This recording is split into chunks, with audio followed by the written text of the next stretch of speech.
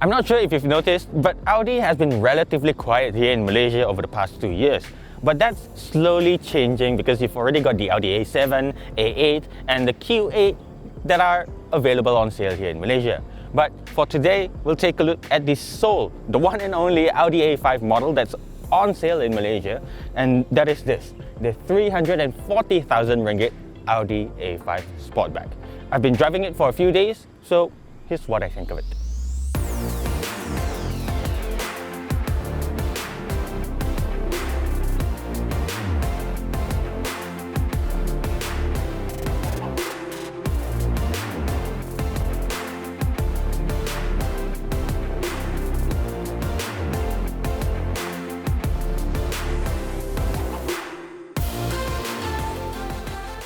When the first generation Audi A5 was introduced 10 years ago, it became an instant hit. And until today, I still find myself stealing glances at one when I see one drive past me. Timeless beauty, I gotta say. Then came this second generation model. Design-wise, it's evolutionary and quite a significant one at that. So you've got slimmer LED headlights up front, 6-pointed single frame grille, this bulging power dome in the middle of the bonnet that is very muscular, as well as this character line that starts from the tail end of the front headlights and goes all the way to the taillights. Very nice. The front end is very recognizable, but subjectively speaking, I think it's not the prettiest Audi face around. Things get better as you move towards the back though. Here, I really enjoy looking at the car from this rear 3/4 angle because of the fastback sloping roofline, this very prominent and muscular haunch, slim LED taillights, as well as this integrated spoiler kink that goes from edge to edge. I think this is very well done. Like I mentioned earlier, there's only one variant of the A5 Sportback that's available in Malaysia, and unfortunately, there's no S-Line or Black Edition models to choose from. The Sport trim is the only option you get, and it comes with silver 19-inch multi-spoke alloy wheels. Nothing offensive here, but I really think it could use an S-Line kit to spice things up a bit.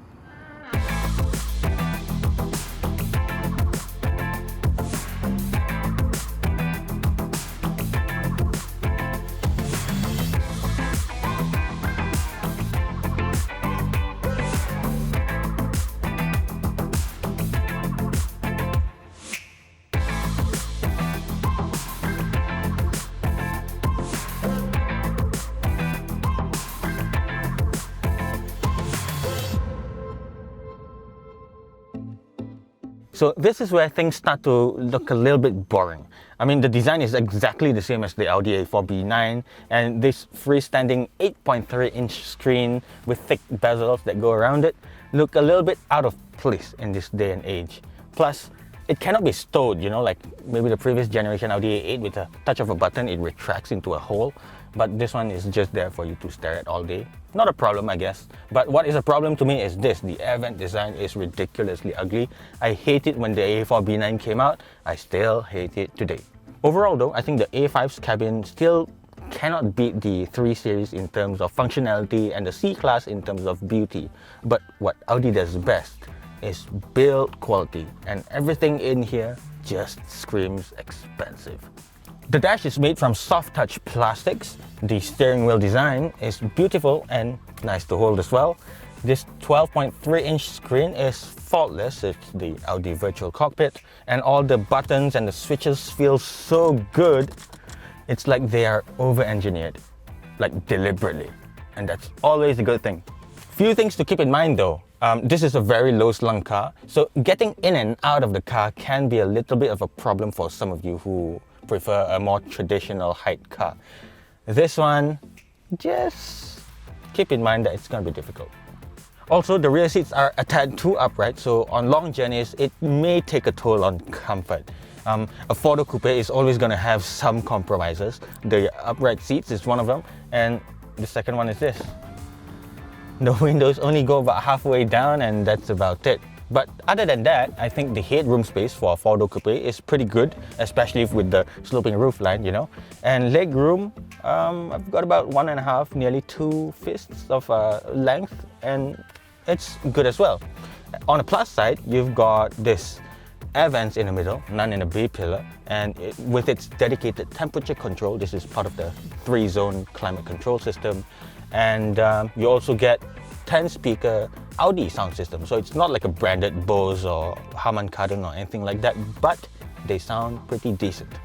Last but not least is boot space. Now, the Audi A4 excels in this department, so it serves as no surprise that the A5 is just as good with 480 liters of boot space. Mind you, this is as big as the C-Class sedan as well as the G20 3 Series. So much win.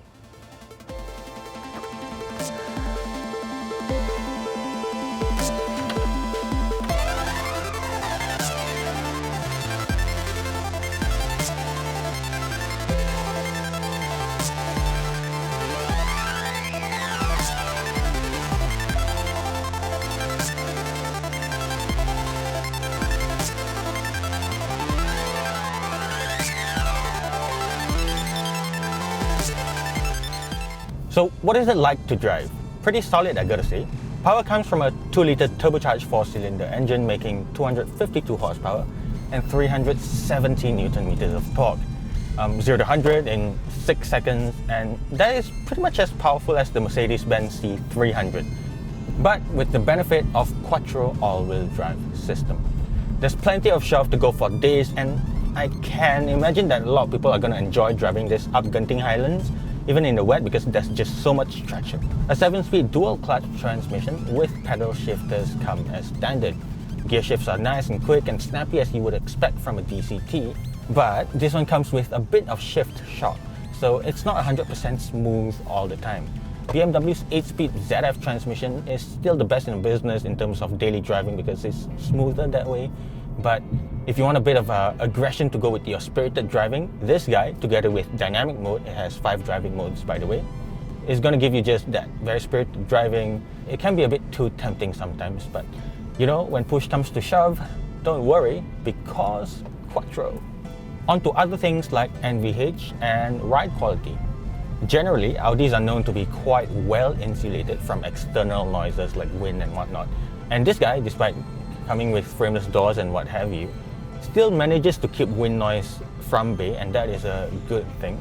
But I gotta say that tire roar can be a bit pronounced in this car, and I blame that on the Bridgestone Potenza S001s. And as for ride quality, the Audi A5 gets adaptive dampers as standard, but even in the most soft setting, ride quality is firm, to say the least.